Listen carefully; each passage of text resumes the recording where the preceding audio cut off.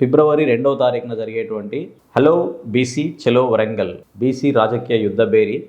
So ఇది తప్పకుండా బీసీల ఆత్మగౌరవం చాలా రోజుల తర్వాత ఒక భారీ బహిరంగ సభ జరుగుతుంది బీసీలది. ఈ మధ్యలో జరిగిన కుల మీటింగ్లు ఎక్కువ కూడా ఎవరికి జరిగినాయంటే రెడ్డి సమూహాలు జరిగినాయి, వెలమ సమూహాలు జరిగినాయి, దాని తర్వాత వర్గీకరణ జరిగిందని చెప్పి ఎస్సీలో జరిగింది, వాళ్ళకి అపోజిషన్గా మాల మీటింగ్ కూడా జరిగింది.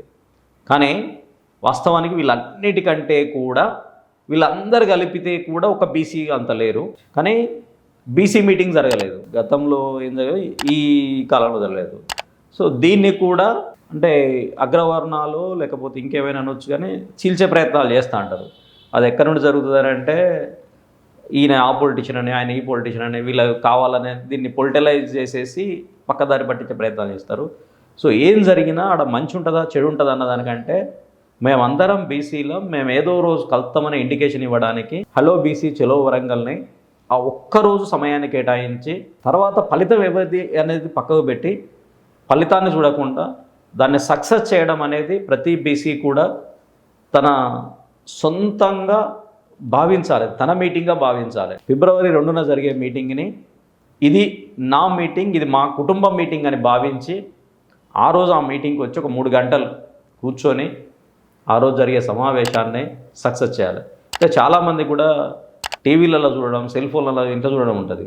సో మనం అలా చూస్తే మనలో అనైక్యత ఉందనేది మనం అందరం ఏకంగా అట్లేవనేటువంటి ఇండికేషన్ పోవడానికి అవకాశం ఉంటుంది.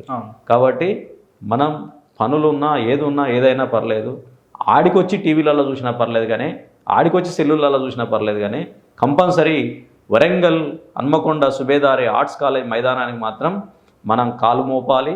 దాంట్లో ఉండే 150,000 మంది కాదు, ఆ గోడలు బద్దలు కొట్టి బీసీలు అంతా ఒకటిరబై వరంగల్ మొత్తం ఆగమైంది, బీసీలంతా వచ్చి మొత్తం ట్రాఫిక్ జామ్ అయిందని ఇండికేషన్ ఇచ్చి రేపు పొద్దున వీళ్ళు ఏకమైతే మనందరం కష్టమవుతుంది, వీళ్ళకి ఇవ్వాల్సిన అన్నీ ఇచ్చేయాలనేటువంటి ఒక ఇమ్మీడియట్లీగా మన కోసం డిసిషన్స్ తీసుకునే పరిస్థితి రాబట్టుకునే ప్రయత్నం చేయాలి. సో దానికోసం తప్పకుండా బీసీలు కదలి రావాలి. సో హలో బీసీ చలో వరంగల్ ఫిబ్రవరి 2 మధ్యాహ్నం 2 గంటలకు ఆర్ట్స్ కళాశాల మైదానం. తప్పకుండా నేను కూడా వస్తా.